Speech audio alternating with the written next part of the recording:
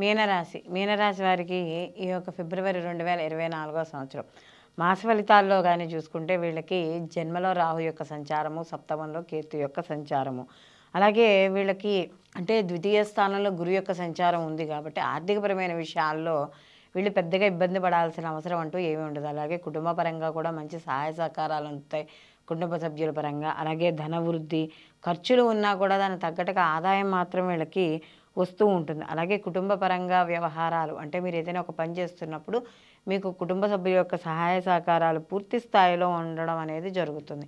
అలాగే విద్యార్థులకు కూడా కాస్త కొంచెం కొద్దిగా మధ్య మధ్యలో శ్రద్ధ పెడుతూ చదువుతూ ఉండాలంటే ఓవర్ కాన్ఫిడెన్స్ అనేది పనికిరాదు ఈ మీనరాశి వాళ్ళకి. అలాగే ఇక్కడ కొంత వీళ్ళు ఏదైనా ప్రాజెక్టులు చేయాలనుకుంటున్న వాళ్ళకో లేకపోతే ఏదైనా కొత్తగా ఏదైనా వీళ్ళు జాబ్లో కావచ్చు లేదా విద్యార్థులు కావచ్చు ఎవరైనా సరే కొత్తగా ప్రాజెక్టులు చేయాలనుకున్న వాళ్ళకి మంచి అనుకూలంగా ఉండడం అనేది ఉంటుంది. అలాగే వృత్తి ఉద్యోగ వ్యాపార పరంగా కూడా మంచి అభివృద్ధి, పెద్ద పెద్ద పారిశ్రామికవేత్తలు ఎవరైతే ఉన్నారో వాళ్ళందరికీ కూడా అనుకూలంగా ఉండడం అనేది జరుగుతుంది. అయితే ఇక్కడ ఈ మీనరాశి వాళ్ళకి జన్మలో రాహు యొక్క సంచారం అలాగే సప్తమంలో కేతు యొక్క సంచారం వల్ల వృత్తి ఉద్యోగాల పరంగా వీళ్ళు దూర ప్రయాణాలు చేయడం కానీ లేదా విదేశీయానం కానీ లేదా ఏదైనా విహారయాత్ర కోసం వెళ్ళడం కానీ ఏదైనా సరే దూర ప్రయాణాలు అనేవి మాత్రం వీళ్ళకి ఖచ్చితంగా ఉండడం అనేది ఉంటుంది. అలాగే సంతానపరంగా చూసుకున్నప్పుడు వీళ్ళకి కాస్త అనుకూలత, అలాగే వీళ్ళకి వివాహానికి సంబంధించిన విషయాలు అవి ఏవైతే ఉన్నాయో అవన్నీ కూడా శుభ కార్యక్రమాలన్నీ కూడా కాస్త వీళ్ళకి ఈ మాసంలో అంటే ప్రత్యేకంగా ఈ మాసంలో చూసుకున్నప్పుడు వాయిదా పడ్డము లేదా కాస్త కొంచెం సమాధానం రావడం ఆలస్యం అవ్వడం ఇలాంటివన్నీ కూడా కనపడుతూ ఉంటున్నాయి. ఎందుకంటే వీళ్ళకి సప్తమంలో కేతు యొక్క సంచారం ఉంది కాబట్టి ఇక్కడ కాస్త వివాహాది శుభ కార్యక్రమాల్లో కాస్త ఆలస్యమయ్యే అవకాశం అనేది కనబడుతోంది.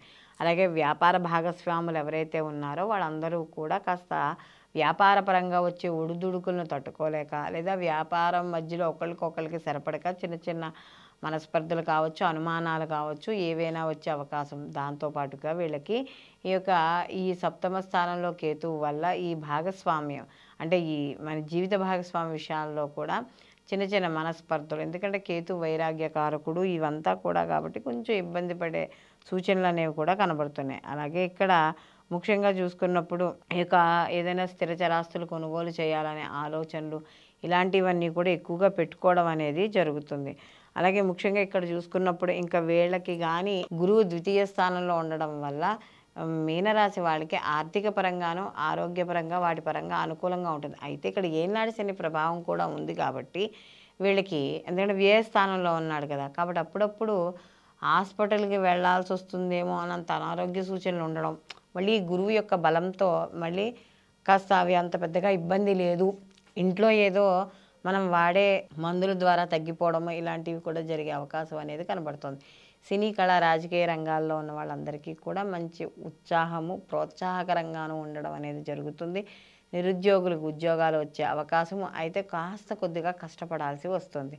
అయితే కొన్ని వివాదాలకి అక్కర్లేని మాటలకి దూరంగా ఉండడం ద్వారా కొంత మానసిక ప్రశాంతత అనేది ఈ మీనరాశి వాళ్ళు పొందడం అనేది జరుగుతుంది. మొత్తం మీద వీళ్ళు ఎక్కువగా ఈ రాశి వాళ్ళు లక్ష్మీ గణపతి ఆరాధన ఎక్కువగా చేసుకోవడం, అలాగే ఎందుకంటే వీళ్ళకి సప్తమంలో కేతు ఉన్నాడు కదా, కాబట్టి సమాజపరంగా కూడా అప్పుడప్పుడు వీళ్ళకి అంటే వీళ్ళకి వచ్చే గౌరవానికి కానీ లేకపోతే కీర్తి ప్రతిష్టలు కానీ కాస్త తగ్గే అవకాశం ఉంది కాబట్టి లేదా కాస్త తక్కువగా చూడడం, వాళ్ళకు పోదేమి ఉన్న కీర్తి ప్రతిష్టలు కానీ ఏంటంటే అవతల వాళ్ళు అలా చూడడం లేదా ఏదో రకరకాల మాటలు మాట్లాడడం ఇలాంటివి ఉంటాయి. కాబట్టి ఎక్కువగా లక్ష్మీ గణపతి ఆరాధన చేసుకోవడం, లక్ష్మీ గణపతికి గరిక సమర్పించడం, కేతువు దగ్గర దీపాన్ని వెలిగించడం లేదా చిద్రవర్ణం బట్టలు ఉంటాయంటే మల్టీ కలర్స్ మనకి జాకెట్ పీసెస్ అలాంటివి దొరుకుతాయి. అలాంటివి ఎవరికైనా స్త్రీలు అయితే ఎవరికైనా ముత్తైదువులకు బొట్టు పెట్టి ఇవ్వడం ఇలాంటివి చేయడము. అలాగే ఇక్కడ రాహుకేతువుల దగ్గర దీపారాధన చేయడం ద్వారా మరిన్ని మంచి ఫలితాలు పొందడం అనేది